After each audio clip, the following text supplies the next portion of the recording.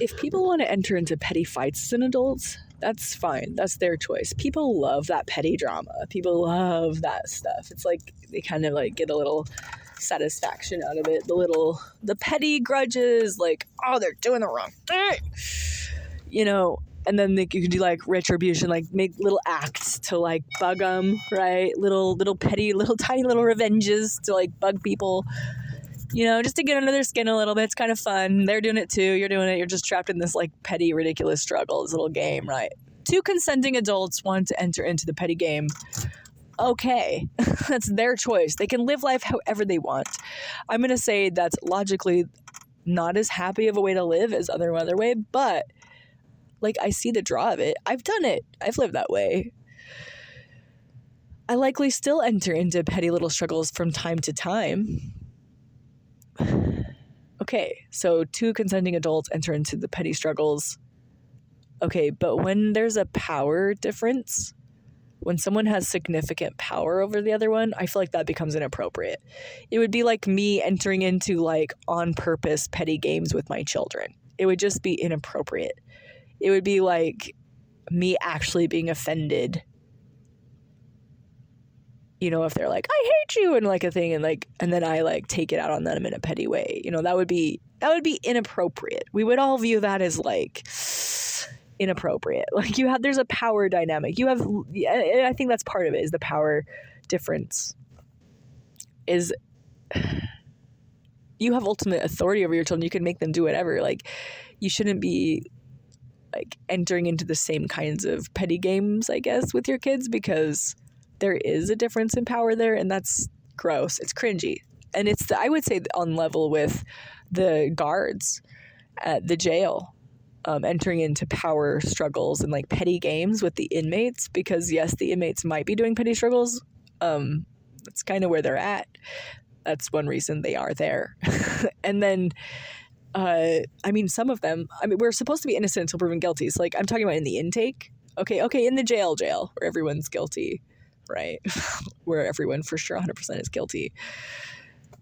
The petty struggles are inappropriately weird, because it's like, there's a power dynamic, a huge power dynamic. And they do exercise that, and they do use their position of authority to make bad, uncomfortable things happen for the inmates, for sure. I just think, okay, they want to enter into petty struggles like of words, like call names and stuff. Okay. But if they want to actually physically do things in like to them, I think that's inappropriate. Like keeping you in a cold cell. I don't think, if they're going to enter into petty games and they can't have the ability to put you in a cold cell without any clothes, like that seems too much, right? It just seems like maybe it's a line too far. That's where it becomes gross. That's where it becomes inappropriate.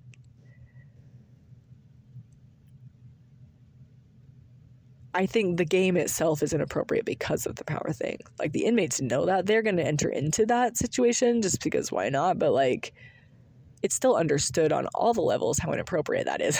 The guards are doing that at all. When I was a kid, I would never picture that. I thought that prison guards were the pinnacle of society, like pillars of society. I thought if you were an officer, a cop, a judge, a prison guard, anybody in that infrastructure, a teacher, you know, anybody in authority, a boss even, but specifically like social workers, like cops and social workers themselves, like anybody in authority would for sure not be put in that position by other adults if there was any indication of abuse of power like that. I would think that the adults in charge of making those hiring decisions would screen for that, would screen for people who like to abuse power.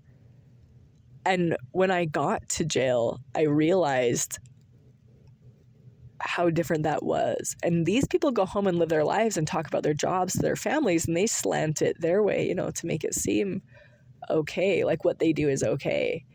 But when they're at work, when it's just you and them, you're the inmate and they're the authority, the guard. How do they treat you? And that, I think, is telling. And that's when it's like, oh, there's a whole different situation. There's a whole different side, a hidden side. You know, I know how it feels to see boondocks from the other side of the fence. And if you don't, in not a guard position, in a prisoner position, as an inmate, if you don't know how, if you haven't been there, then you don't really know how that feels and how that is. And we discredit their accounts often because they're just criminals, right? They should have gone there then, because that's what the guards are narrating out too. It's weird. I think that the weirdest part, though, is that they're not pillars of society. I think that they're not even pretending to be upholding like a higher moral standard. I think that is, or was and still is, the most shocking part of it. I think I was not expecting or prepared to re-understand that situation. Now, going back to jail, I thought I already understood it. I thought I already understood that it was wrong and gross, but like whatever. But now, having done it again, I was unprepared for the idea of, oh, this is actually like a really big deal. Like, this is a big deal in society. Like, this is not just, it happens to a small minority of people, because it happens to so many, especially with the ICE thing happening now. It's a little alarming. I think if you're going to do the ICE thing, which I kind of support,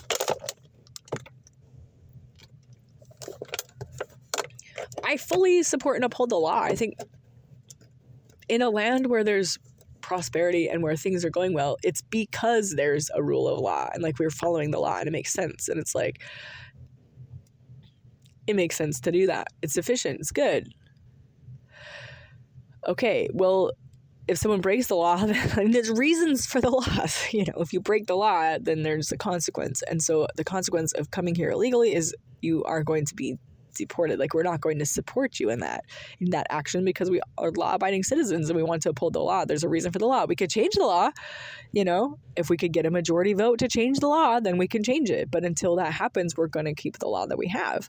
That seems logical and normal to me. But I think we should take a really big hard look. I don't think we could, in good conscience, do that if we know that the people responsible for detaining people have some kind of like power struggle things they do, or like are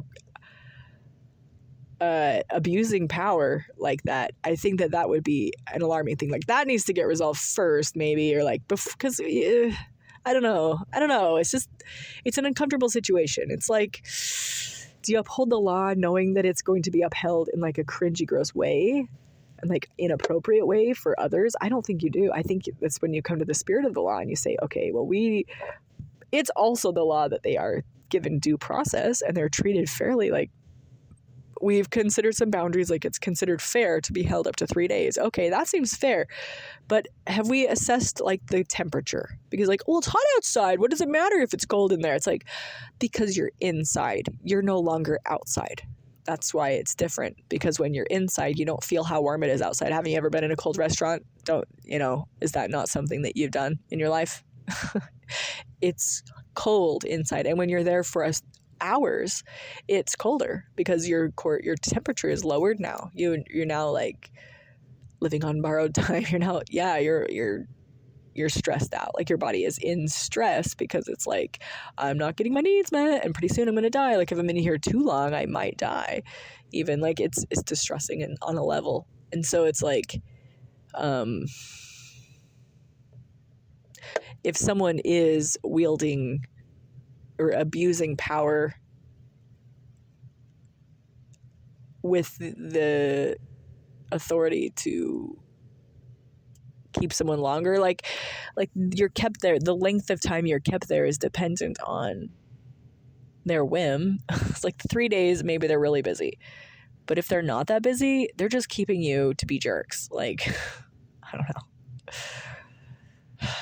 That's how it feels. Or if they just don't like you, maybe they are busy, but they're deciding the order.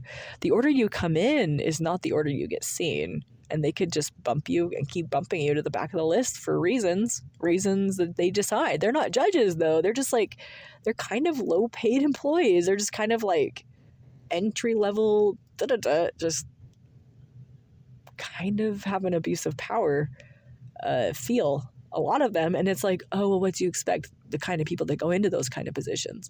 I've heard that a lot about cops and things, like the kind of person who wants that kind of control over someone, like, what do you expect? It's like, yeah, that's why I think there should be some like stringent guards against that, because of course people who abuse power would want those positions for sure.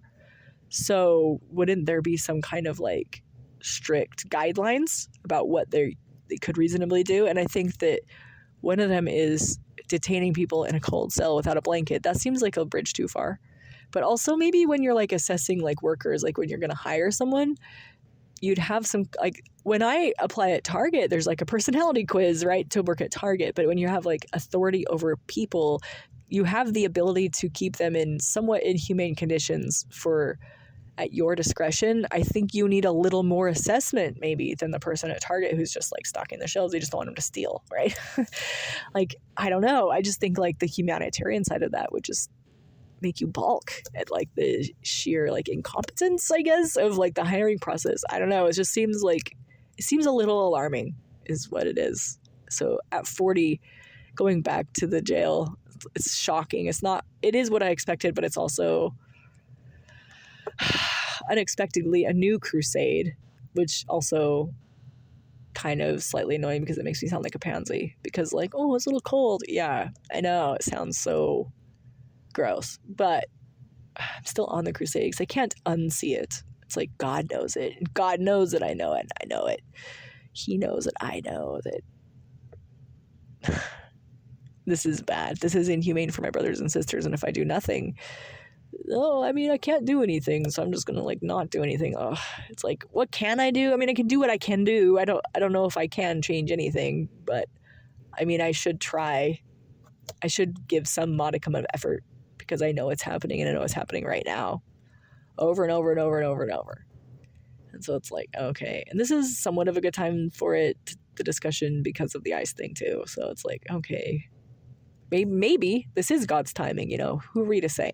We don't know. Maybe it is, I don't feel like God goes through the appropriate channels all that often. He doesn't go through the appropriate channels. Does he ever go through the channels that are appropriate to him?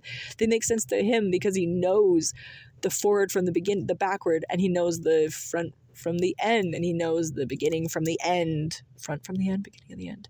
He knows the beginning to the end. He is the Alpha and the Omega. Like he has the whole construct. It's so complicated. You can't know. Do you think that you could ever in all eternity find out the generation where gods began to be? Like, you can't know the whole thing beginning to end. So like, just give it up to God. Just like trust his timing on things too, like appropriate channels. God's channels, right? Mammon channels and God's channels and time channels. Oh, we have to be on time. No, let's pray for pauses. Let's be thankful for pauses and be happy on God's time.